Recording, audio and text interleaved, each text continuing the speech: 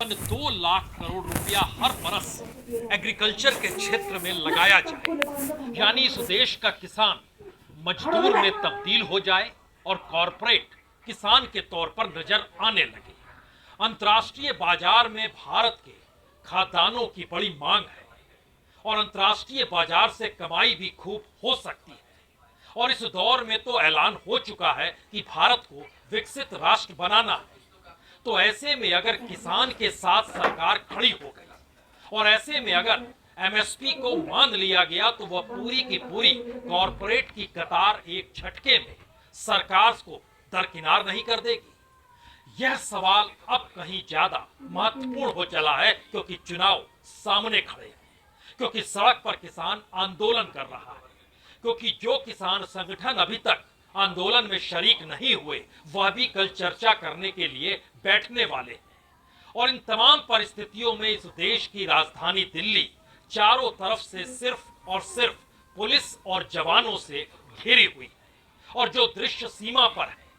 सीमा मतलब भारत की नहीं बल्कि पंजाब और हरियाणा की सीमा पर है, वो दृश्य दहलाने वाला है। ऐसी परिस्थिति इस देश के भीतर नहीं थी और गृह मंत्रालय इसीलिए सक्रिय हुआ कि उसने एडवाइजरी पंजाब सरकार को भेज दी, ये कहते हुए कि आप अपनी कानून व्यवस्था को ठीक कीजिए। वहां पर इतनी बड़ी तादाद में किसान अगर हरियाणा की सीमा पर जमे हैं तो उन्हें वापस अपने गांव, अपने घरों में भेजिए।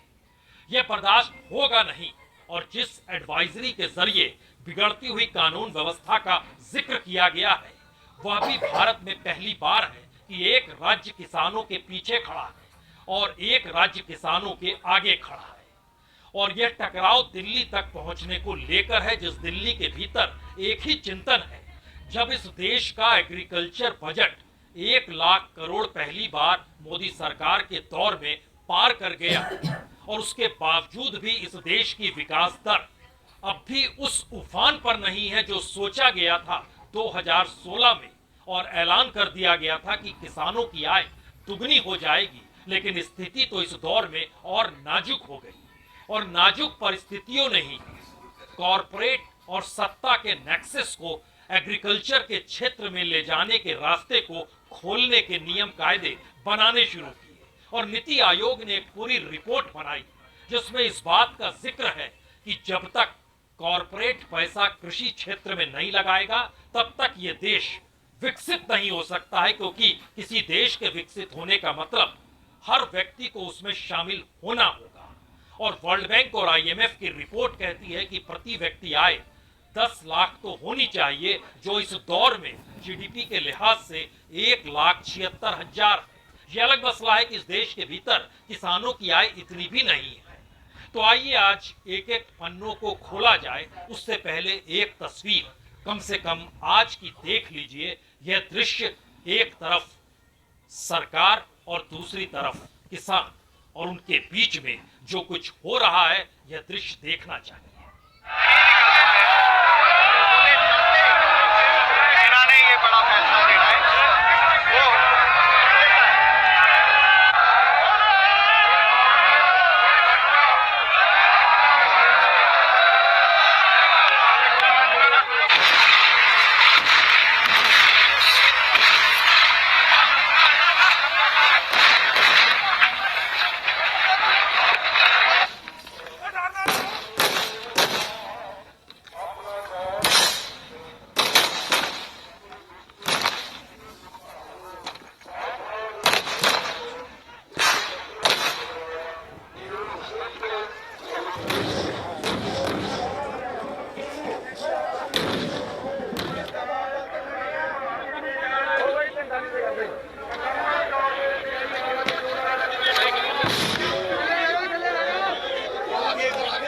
इस दृश्य को देखकर आपके जहन में एक सवाल तो उठ गया होगा, क्या वाकई मौजूदा मोदी सरकार ने फरवरी 2016 में जब किसानों की आय दुगनी करने का वादा किया था तो क्या वो सिर्फ हवा हवाई था, या फिर उसके बाद कोई नीति इस देश के भीतर किसानों को लेकर बन ही नहीं सकी? तो जरा इस सिलसिले को भी समझ लीजिए, क्योंकि सोचा तो गया था कि आय दुगनी हो जाएगी और इसके बाद अप्रैल 2016 में जो मंत्रालयों की अलग अलग कमेटी बनाई गई और उसको इंटर मिनिस्ट्रियल कमेटी के तौर पर जब बनाया गया और उसकी रिपोर्ट 2 बरस के बाद सितंबर 2018 में जब निकल के आई, वह कोई छोटी रिपोर्ट नहीं थी। 14 वॉल्यूम की यह रिपोर्ट थी जिसमें बहुत साफ कहा गया, असंभव सा है क्योंकि भारत की औसत विकास दर जो ओरिजिनल हो वो कम से कम 10% के ऊपर हो। ये कैसे संभव है? और यहीं से सरकार के पांव तले जमीन खिसकने लगी और उसके बाद कहा गया 22-23 तक अगर 10% से ज्यादा जीडीपी होगी तो ही आप दुगनी आय कर सकते हैं। तो सरकार ने दूसरा रास्ता निकालने की तैयारी की और याद कीजिए उसके बाद किसानों के लिए स्कीम लाने की शुरुआत की और सोचा कि उनको कुछ इनकम में जोड़ दिया जाए जिससे किसान दुगनी आय का जिक्र ना करे और सरकार से पैसा उसके बैंक खाते में अगर पहुंच रहा है तो इससे वह खुश हो जाए। लेकिन जितना पैसा किसानों को दिया जा रहा था उससे ज्यादा राहत और रियायत इसी दौर में कॉरपोरेट को दी जा रही थी, क्योंकि याद कीजिए जिस वक्त इस देश में किसान सम्मान निधि का जिक्र होता है कि हर बरस 6,000 रुपए किसानों के खाते में जाएंगे जो छोटे और सीमांत किसान हैं, इसी दौर में जो बड़ी कॉरपोरेट है उनको टैक्स में माफी दी गई और ये माफी इस देश के भीतर में पहली बार इस रूप में निकल कर आई कि लाखों करोड़ रुपया एक झटके में टैक्स का माफ कर दिया गया। अलग अलग तरीके से डायरेक्ट और इनडायरेक्ट टैक्स में जो माफी दी गई उस एवज में इस देश के तकरीबन 11 करोड़ किसानों का जिक्र अगर किया जाए तो दोनों के बीच का अंतर लगभग 100 गुने से ज्यादा का है। यानी किसानों को जो पैसा दिया जा रहा था और कॉरपोरेट को जो राहत और रियायत दी जा रही थी उसमें 1 रुपया बनाम 100 रुपए का अंतर था। लेकिन किसान, उसकी दरिद्रगी, उसकी मुफलिसी, उसकी मुश्किल हालात, इन सब के बीच दुनिया भर से 2 रिपोर्ट निकलकर और आई जिसने ये बताया कि भारत का एग्रीकल्चर सेक्टर अभी भी कॉरपोरेट के लिए शायद सबसे बेहतरीन फील्ड है।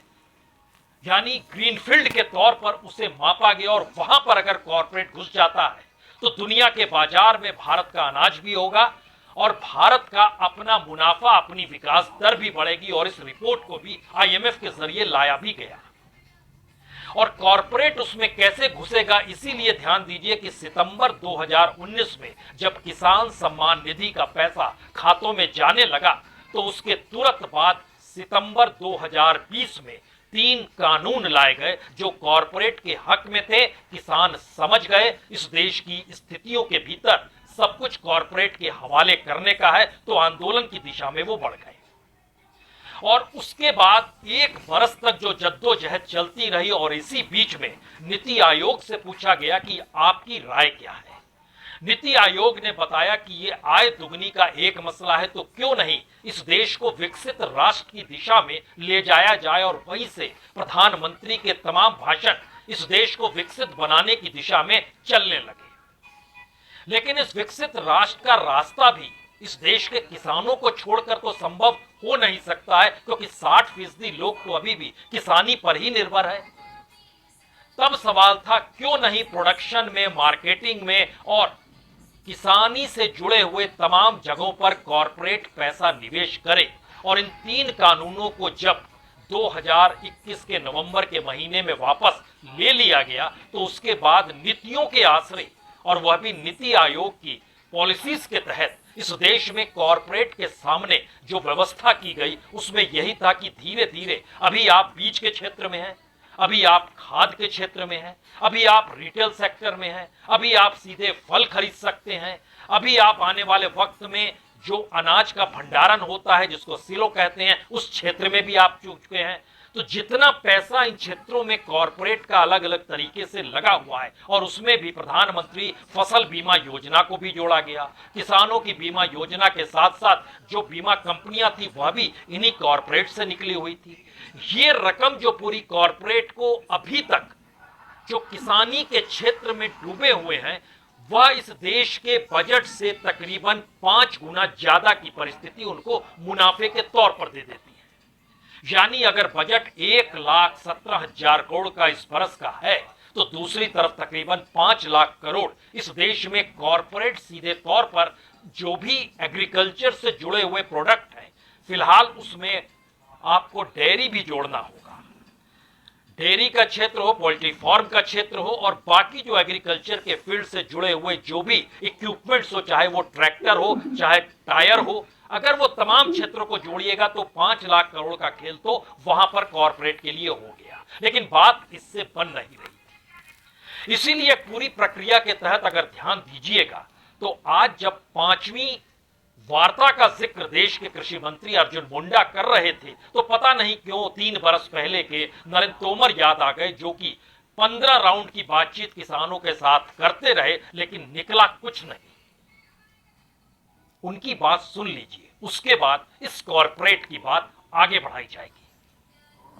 हम यही अपील करेंगे कि 5वीं दौर के बैठक के लिए हम सबको आगे बढ़ना चाहिए और ऐसे मुद्दे पर संवेदनशील होकर के हम अपना पक्ष रखें